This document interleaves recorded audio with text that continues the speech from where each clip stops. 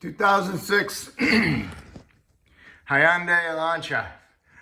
Gonna do lower control arms in the front. First you wanna do is jack it up, support it properly, remove your tires, and then you wanna remove your outer tie rod end nut. Goes on here, it's a 17 millimeter. Remove the cotter pin, remove the nut, smack the knuckle with your mini sledge, break the taper. Get that up. That way you can move this thing easily like that and also get it out of your way. Next, you want to remove the lower ball joint nut, which is a 19. Get on here and break it loose. It's a lock nut. And it also spins pretty freely after you get it broke loose. So you get that loose. You might not be able to remove the nut all the way because it might hit the half shaft. So what you can do is just leave it on there by a thread, smack it, break the taper, pull down on your control arm to make sure that you broke the taper. And when you do that, you can remove the nut. And then on the control arm bolts, you got it back on the back here, the vertical one. It's a 22 millimeter. What you might want to do is spray some penetrant on the nut on the top. Prior, the nut is welded to the subframe, so you can remove this bolt. Then you got two more bolts on the front, one here and one there, and these are 19. You can get on them with a swivel and an extension, about up to here, about like that. Remove the bolts. The bolt looks like this. And on my front one, on this one, the bolt is spinning in the nut. So I don't know if the nut in the subframe is spinning or if the bolt is stripped out.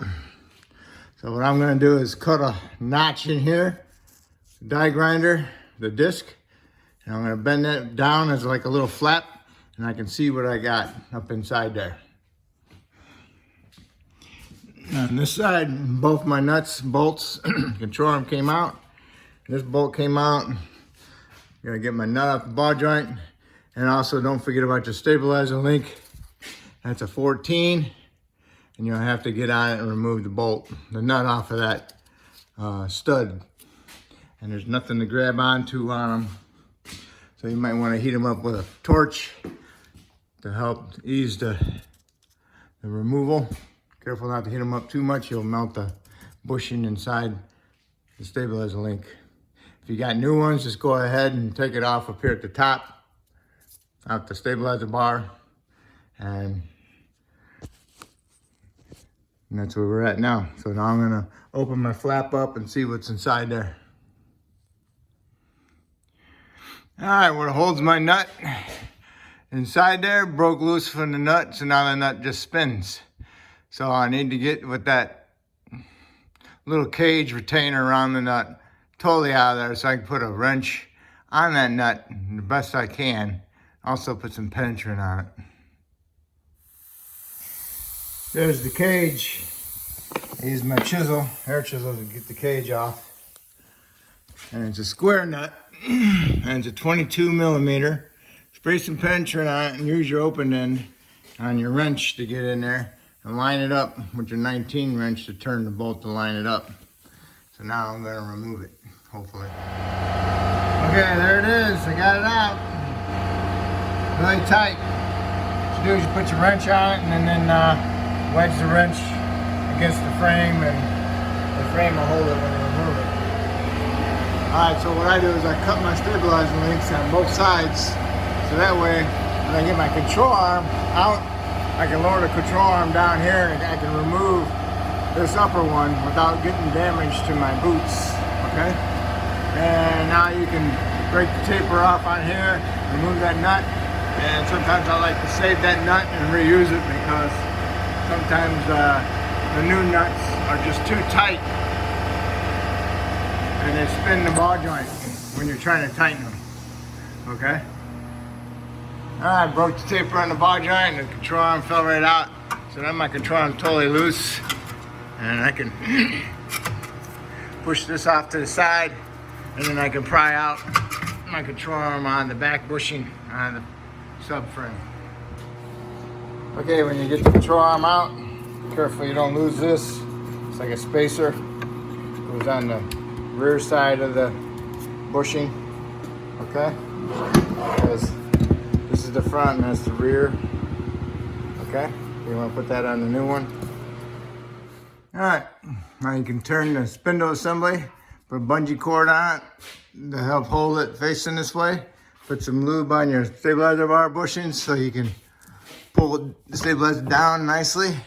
So now you got access to it and you can get under the nut and then put a fastener, vice grips on there to hold it and you remove the nut. Or if you want to heat it, you can heat it and not damage the boot. Okay? Okay, next, put your stabilizer links on, and mine are backwards. This one's backwards, that one's fine. This one's backwards, I gotta switch this one. And make sure you hold the stud with a wrench. Don't let the stud spin, because then you'll wear out the ball stud because of the heat of it spinning. Next you wanna do is put your rear control arm bushing in, put some anti-seize on your bolts. I always do. And that way you got the bolt started. Control arms like this. Now you can swing it over and you can tuck this section of it up and make sure this spacer's inside there. Get it up in there. Pick it up in there. Get it up in there. And then you can move your whole knuckle assembly out of the way so then your control arm can go up a little bit. So you can get your 2 bolts started. Make sure you put some anti-seize on the bolts and the threads. All right, I got the control arm up in there. And then I hit my ball stud on my ball joint, tilted in a little bit. And then guys tucked up into the knuckle. And then I pried out the control arm just a little bit, like this, in there. Pulled it out just a little bit. I can see where my hole is underneath and I get my bolts started. Tap them in a little bit with a hammer. Line them up. And then I got them started. And then I tightened them up. Now on this one I got to start my nut and then tighten that one up. So now that you got those tight, you can tighten this one up. And then you come over here and tighten up your ball joint. Okay, I got the control arm 2 bolts tight. Smash that back over. I'm gonna fill it full of silicone. Got this one tight. Got my ball joint tight. I used my old nut because the new ones just seem like they're too tight. They spin the ball joint. So I tightened it up as tight as I can give my hand. And then I put the wrench on there and I hit it with a hammer. Hit the wrench with a hammer a couple times.